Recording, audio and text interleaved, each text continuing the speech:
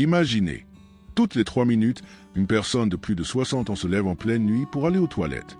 Ces interruptions constantes privent des milliers de seniors d'un sommeil réparateur pourtant crucial pour leur santé et leur longévité. Si vous avez dépassé la soixantaine et que vos nuits sont ponctuées de multiples allers-retours aux toilettes, vous commettez probablement des erreurs simples mais dévastatrices qui nuisent à votre qualité de vie et menacent votre autonomie. Des recherches récentes ont identifié que la plupart des personnes âgées font au moins une erreur chaque soir avant le coucher, multipliant considérablement leurs besoins nocturnes d'uriner. Aujourd'hui, vous allez découvrir précisément quelles habitudes abandonner pour retrouver des nuits complètes et réparatrices. Vous connaissez certainement cette frustration. Ces réveils constants vous laissent épuisé le matin, irritable, avec une énergie diminuée pour savourer vos journées.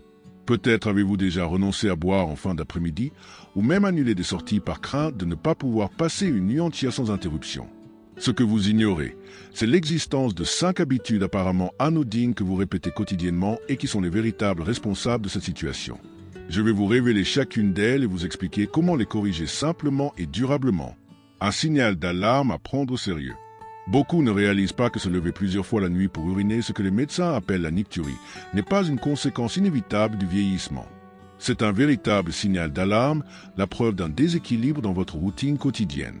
Ce déséquilibre peut avoir des conséquences bien plus graves que vous l'imaginez.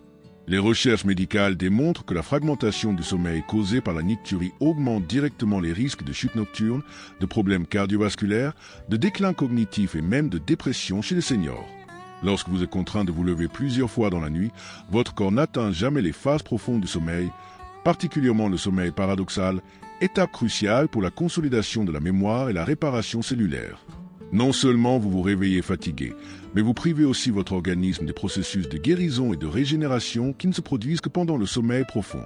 Avec le temps, ce manque chronique de sommeil peut accélérer le vieillissement, affaiblir votre système immunitaire et réduire vos capacités de concentration et de prise de décision. La bonne nouvelle qui va tout changer. Voici une perspective révolutionnaire.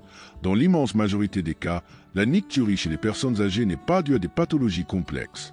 Elle résulte d'habitudes bien précises, et celles-ci peuvent être corrigées facilement. Grâce à des décennies de recherche en médecine du sommeil et en neurologie gériatrique, 5 comportements clés ont été identifiés.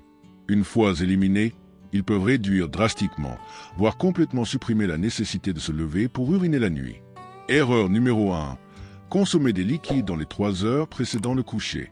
Vous pensez peut-être que c'est évident, mais la réalité est bien plus subtile et surprenante. La plupart des gens commettent l'erreur de limiter uniquement leur consommation d'eau avant de dormir, tout en continuant à consommer des aliments et boissons contenant des liquides cachés encore plus problématiques pour le sommeil nocturne. Voici ce qui se passe dans votre corps. Lorsque vous consommez des liquides dans les 3 heures précédant le coucher, vos reins continuent de les filtrer alors qu'ils devraient ralentir leur production d'urine. De nombreuses personnes âgées ignorent que les soupes, les fruits riches en eau comme la pastèque ou le melon, les boissons chaudes comme les tisanes, et même certains médicaments contiennent une quantité significative de liquide qui s'accumule dans la vessie pendant la nuit. Permettez-moi de vous raconter l'histoire inspirante de Marguerite, une femme de 72 ans vivant à Phoenix, en Arizona, qui se réveillait 4 à 5 fois par nuit pour uriner. Elle avait tout essayé, réduire l'eau, prendre des médicaments, envisager des opérations. Marguerite m'a confié. J'étais désespéré. Mon sommeil était détruit. Je me sentais prisonnière de ma propre vessie. Elle a ensuite découvert que sa tasse de tisane à la camomille avant de dormir et son bol de soupe au dîner contribuaient bien plus au problème qu'elle ne le pensait. Après avoir appliqué la stratégie complète que je vais vous enseigner, Marguerite a réussi à réduire ses visites nocturnes aux toilettes à une seule fois par nuit et ce en seulement 2 semaines. Les bienfaits profonds de cette correction. Lorsque vous cessez de surcharger vos reins avant de dormir, votre corps commence à produire naturellement davantage de vasopressine, une hormone qui concentre l'urine et réduit sa production nocturne. Cela signifie que non seulement vous urinez moins, mais vous bénéficiez également d'un sommeil plus profond et réparateur. Vous vous réveillez plus reposé et avez plus d'énergie pour les activités qui comptent vraiment dans la journée. Comment appliquer ce changement concrètement? Établissez une heure limite de consommation de liquide 3 heures avant votre heure de coucher habituelle. Si vous vous couchez à 22 heures, arrêtez toute consommation de liquide à partir de 19 heures.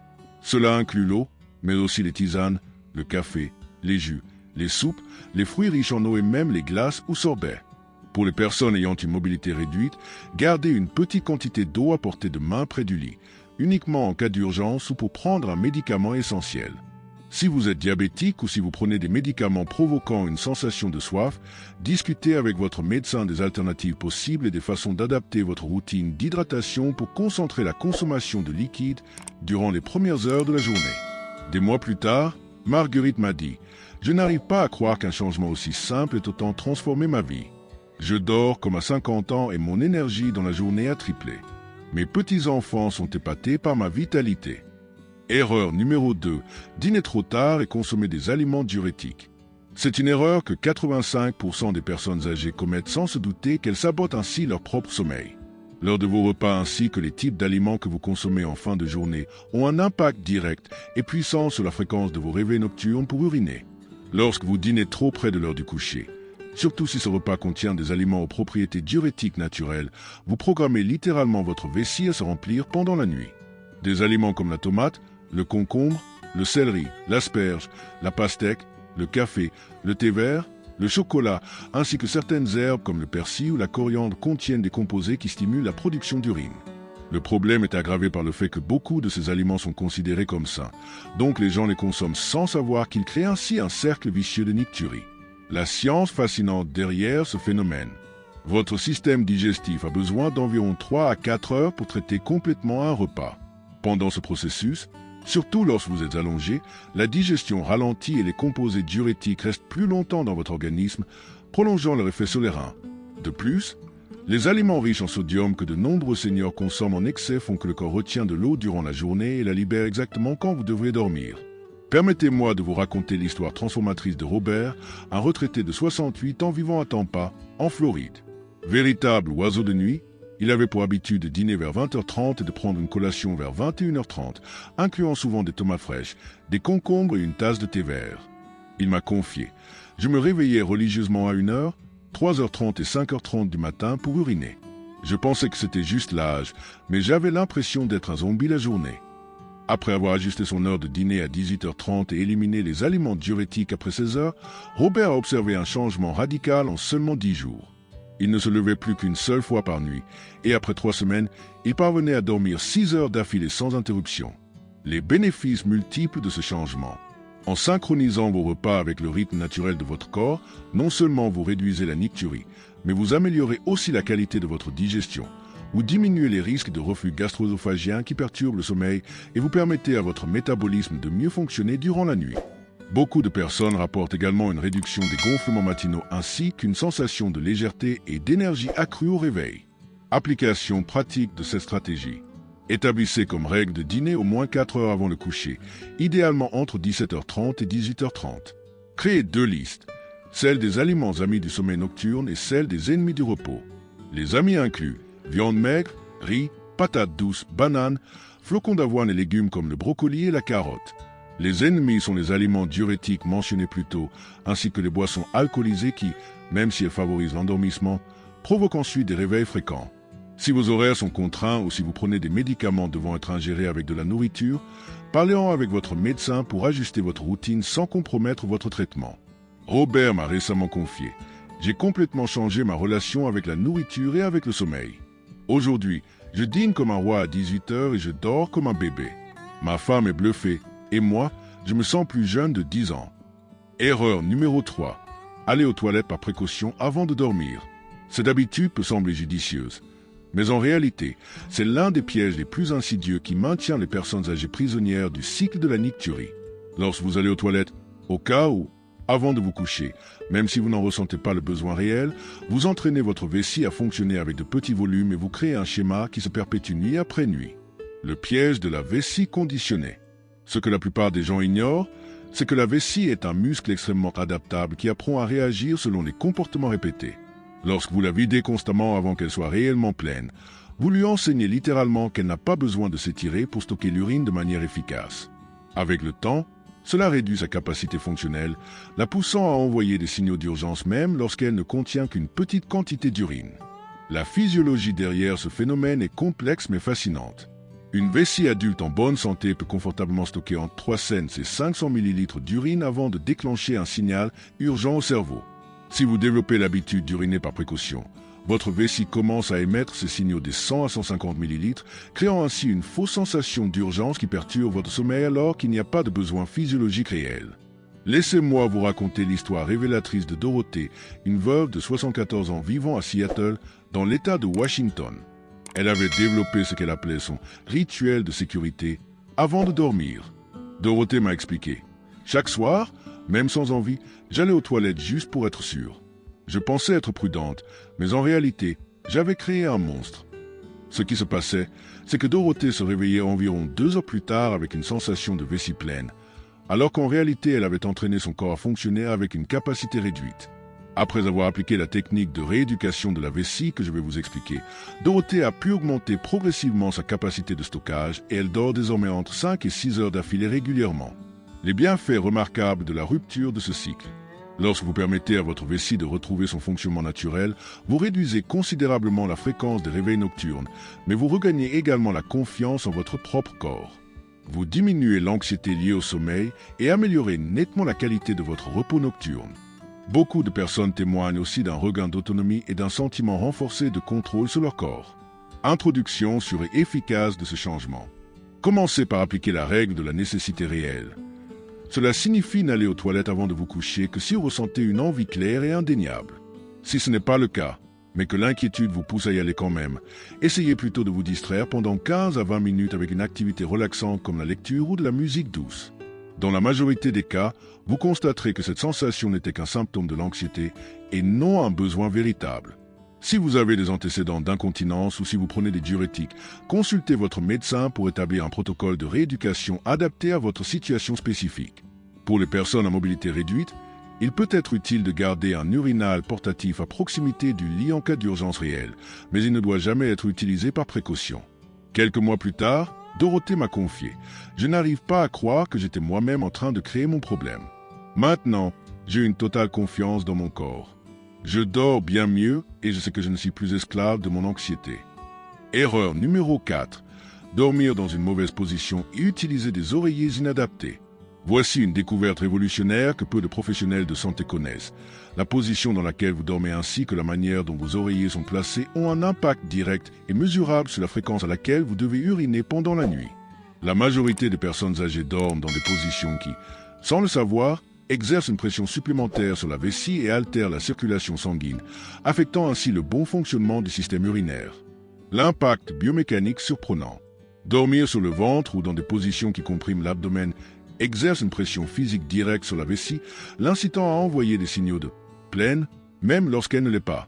De plus, des oreillers mal positionnés peuvent nuire à la circulation sanguine et au retour veineux, provoquant une redistribution des liquides accumulés dans les jambes pendant la journée vers le système circulatoire durant la nuit, ce qui augmente la production d'urine exactement au moment où vous devriez dormir.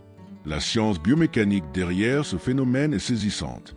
Lorsque vous dormez sur le côté avec un oreiller entre les jambes et la colonne bien alignée, vous permettez à votre vessie d'adopter une position naturelle sans pression extérieure. En parallèle, cette posture favorise le retour veineux et réduit l'accumulation de liquide qui aurait autrement été éliminé au cours de la nuit. Des études récentes montrent que les personnes qui dorment dans la bonne position peuvent réduire leur nicturie jusqu'à 40% uniquement grâce à ce changement. Permettez-moi de partager l'histoire impressionnante de François, un ancien militaire de 71 ans vivant à Denver, dans le Colorado. Il avait toujours dormi sur le ventre car il trouvait cette position plus confortable. Il m'a dit « J'ai servi dans l'armée pendant 30 ans. J'ai toujours dormi comme ça.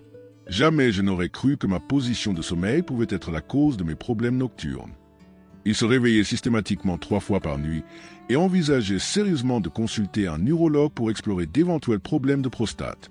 Après avoir appris le lien entre la position de sommeil et la nicturie, François a commencé à dormir progressivement sur le côté avec un oreiller entre les jambes. En 2 semaines seulement, il a réduit ses réveils nocturnes à 1 ou 2 fois, et au bout d'un mois, certaines nuits, il dormait entièrement sans interruption. Bénéfices multiples de cette correction posturale. En adoptant la bonne position de sommeil, vous diminuez aussi les douleurs dorsales, vous améliorez la respiration nocturne, vous réduisez les ronflements et vous permettez à votre colonne vertébrale de s'aligner naturellement, ce qui favorise un sommeil plus profond et réparateur. Beaucoup de personnes rapportent un réveil avec moins de raideur musculaire et une meilleure souplesse générale. Application confortable et durable. Commencez par dormir sur le côté, de préférence le côté gauche qui favorise la circulation. avec un oreiller de fermeté moyenne entre les genoux pour maintenir l'alignement de la colonne. Utilisez un oreiller pour la tête qui garde votre cou dans une position neutre, ni trop haute ni trop basse. Si vous avez toujours dormi sur le ventre, effectuez cette transition graduellement. Commencez par incliner légèrement le corps sur le côté et utilisez des coussins pour vous soutenir jusqu'à ce que la nouvelle position devienne naturelle. Si vous souffrez d'arthrite ou de douleurs articulaires, envisagez des oreillers ergonomiques spéciaux ou des coussins de soutien qui rendent la transition plus confortable. Évitez de dormir sur le dos si vous souffrez d'apnée du sommeil ou de ronflements intenses.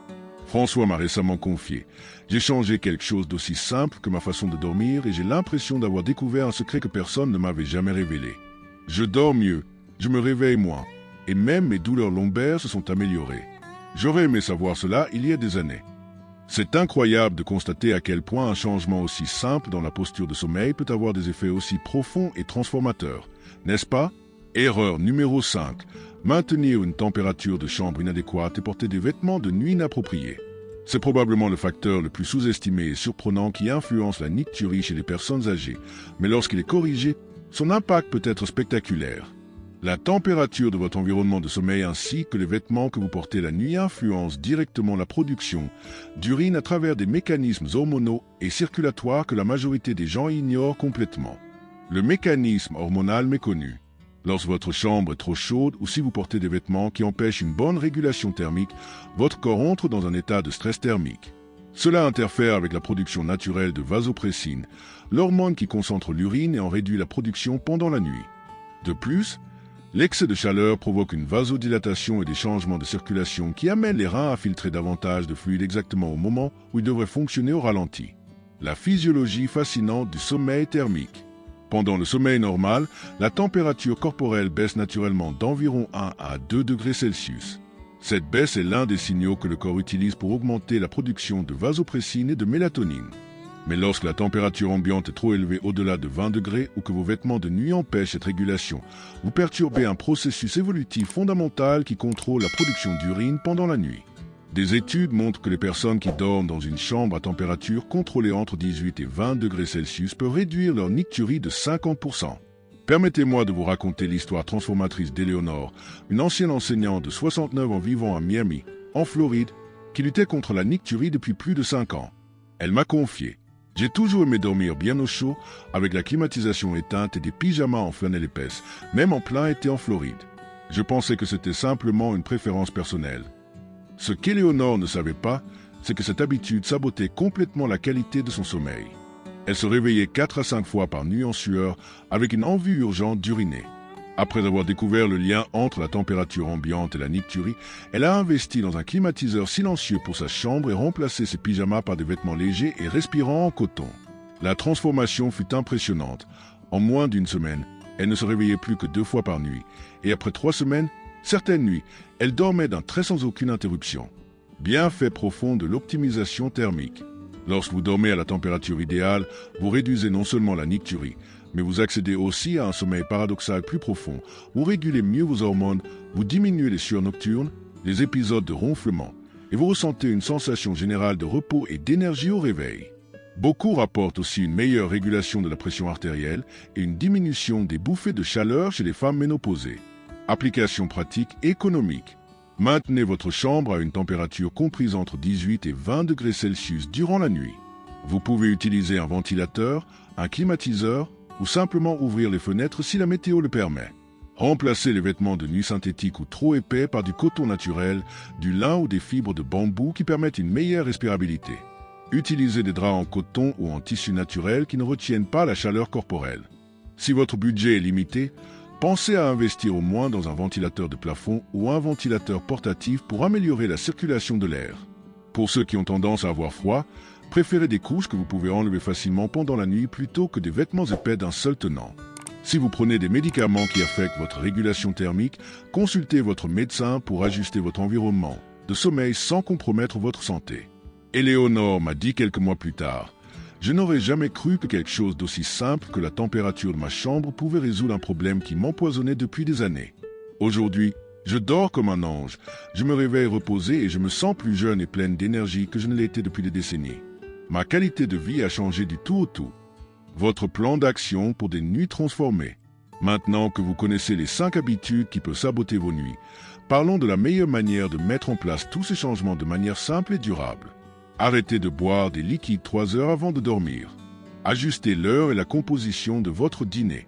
Évitez les passages aux toilettes par précaution. Corrigez votre position de sommeil. Optimisez la température de votre chambre. Ce sont des stratégies fondées sur des données scientifiques solides qui ont déjà transformé la vie de milliers de personnes. Ce qu'il y a de plus extraordinaire dans ces découvertes, c'est qu'elles vous redonnent le contrôle.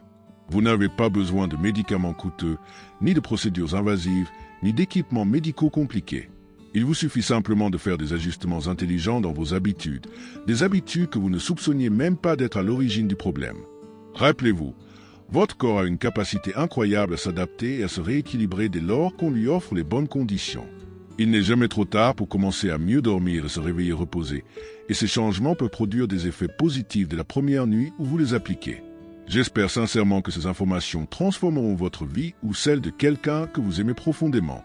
Si vous êtes arrivé jusqu'ici, c'est que vous accordez une vraie valeur à votre bien-être et à votre santé, et cela me remplit de joie et d'espoir. Prenez soin de vous avec douceur et sagesse, et souvenez-vous, il n'est jamais trop tard pour commencer à mieux vivre. Si ce contenu vous a été utile et que vous souhaitez recevoir d'autres conseils pour améliorer votre qualité de vie, n'hésitez pas à vous abonner pour ne manquer aucune de nos prochaines découvertes.